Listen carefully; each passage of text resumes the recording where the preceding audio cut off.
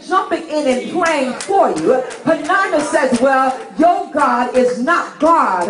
Your God isn't good to you. God, look what he's doing for me. If you're really, really blessed, if you're really, really anointed, a trouble would never hit your life. But I've come to let some of y'all know that the reason why the things that are going on in your life is not because God is not on your side. The reason why things are going wrong in your life is because God is on your side. And there has been an assignment. You got to understand that when Penina comes in your life, everybody that's going to go somewhere needs a Penina, because Penina will bring something out of you that other things just won't bring out. I don't understand why it is that we don't think that we're never going to ever have any adversity, never going to have any hard times. We think we're just going to keep skipping on through the tulips. But I've come to let you know that the only way you're going to touch down an anointing and find out just how strong it is, you're going to have to deal with some adversity.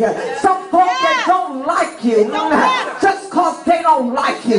Some folk that just don't like you. They see you coming into church and you got a praise in your spirit, and before you even get a good praise off, they come and looking in your face and reminding you of what's wrong in your yard quiet, reminding you of what's wrong and what's not happening in your life. But you cannot ever determine what's going on with me by virtue of the collective devices of your retina, your cornea, your optic nerve, because there's something happening in the supernatural realm that you and your carnal self can't see. You got to understand, everybody's looking at your present predicament, looking at where you are right now, what you're going through right now, and they're laughing. But you don't understand that there's somebody that's working on your behalf in the invisible realm that they can't see. And but God said, I'm using this person to vex you to a place that you're young, because you got to get to understand that there's some things, the only way you're going to tap into the supernatural, you got to be so vexed in the natural that you reach up and begin to say, God,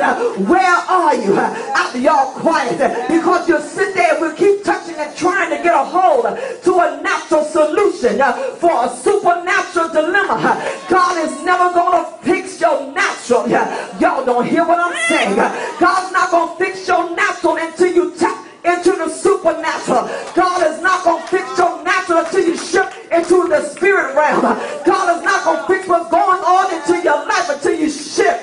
Look at your neighbor and say, you must shift. You're down too low. And the reason why the enemy of your soul is coming to up against you right now, he doesn't understand that God is using him Go ahead. to torment you to the place of desperation. Because desperate times call for desperate. And God want to know, how bad do you want it?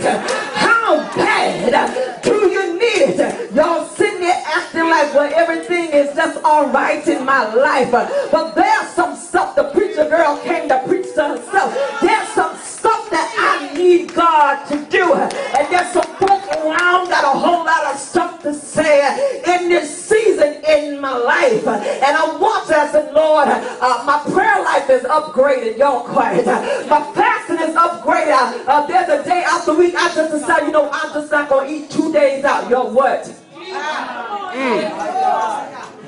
Every week, just 2 days out the week until this time in my life is over. Lord, I give it to you, because something happens when you fast that don't happen when you don't. Okay. Y'all think that I'm just spinning religious rhetoric. Nah, look in the text.